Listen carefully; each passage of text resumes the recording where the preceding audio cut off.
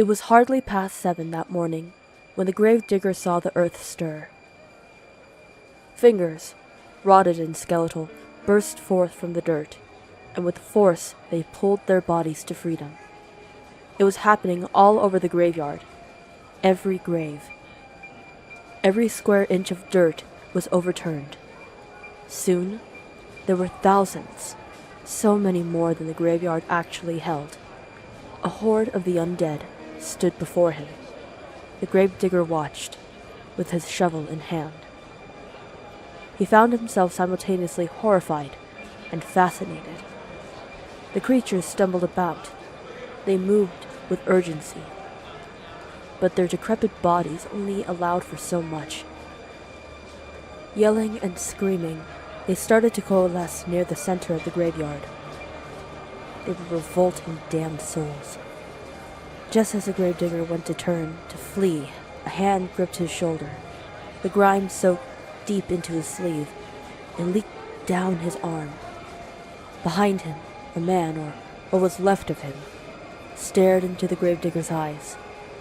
The corpse's face had long since lost its tissue, but it had eyes, returned anew to their sockets, that showed nothing but fear. The ghoul spoke to the gravedigger, and the gravedigger listened. Go. It begged him. Please. Go. What sort of madness was this? What trickery of hell? The gravedigger brought his shovel to bear, and he swung it down on the corpse. It was met with a revolting, moist crunch. The figure fell. His fingers twitched, and his skull leaked. From behind, 3 more figures came. 2 ignored the gravedigger. They bent to pick up the wounded husk at the gravedigger's feet. They dragged him on with all the strength they could muster. They carried him like a wounded ally. The 3rd figure, what had once been a woman, perhaps, spoke to the gravedigger. She pleaded, "Go, please, tell them." The gravedigger couldn't move. He wouldn't. These fiends were no masters of him. Why did they command him so? For what purpose? Answers. He demanded answers. "Why?" he asked, the words falling out of his bearded face. "Why aren't you in the ground?" The ghoul didn't blink. She simply told him the terrible truth. "Hell isn't safe anymore." Those words. The gravedigger couldn't even comprehend them. What was the meaning of them? Hell? Safe? What kind of haven was the pit of eternal damnation? What are you talking about? Had she a tear to cry, she would have let it fall. Instead, she had to use her trembling voice to convey her fears. "Lucifer is dead. He killed him. He is coming." The words held no meaning for the gravedigger, for he had not been there. He had not seen the horrors that even the denizens of hell itself couldn't describe. Then, from the graves, dark figures with eyes of flame and hatred came. They moved like smoke, and they filled the air with their sulphurous fumes.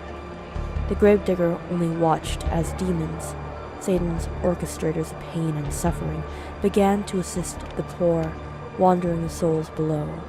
They started to stack atop each other. One by one, their bodies built the foundation. What in the name of God?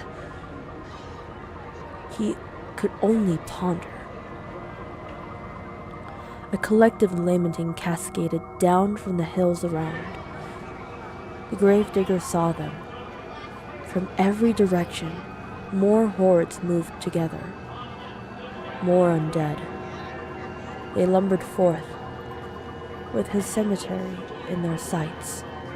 their hellish rendezvous. The gravedigger was speechless. The ghoul instructed him. Go. To your family. We'll need them too. He questioned the request. My family? The living. The thing corrected. Her gaze skyward. We'll need them too, if we are to make it. Make it? Where? The ghoul cried as she wandered forth, urgency flooding her words. The gates! We have to make it to the gates! The gravedigger shook his head. Their aim was clear, but his teachings were concrete. What's judged is judged. He won't take you, or any of us unworthy. That stopped her, if for just a moment. She turned, for he knew nothing. We seek not redemption, she said. We damned seek to warn the righteous. The honesty in the ghoul's voice brought a heavy weight to the gravedigger's stomach. He couldn't stand. The earth below had started to tremble. The gravedigger fell to the dirt as his knees gave in, and with his face to the ground he heard it. There was a deep, unbridled scream echoing below the surface. A demented laugh. The sound of 1,000 hornet wings and insect feet. It grew closer, climbing. As he stood, bodies were flung atop each other, as the demons and the Forgotten built their tower to salvation.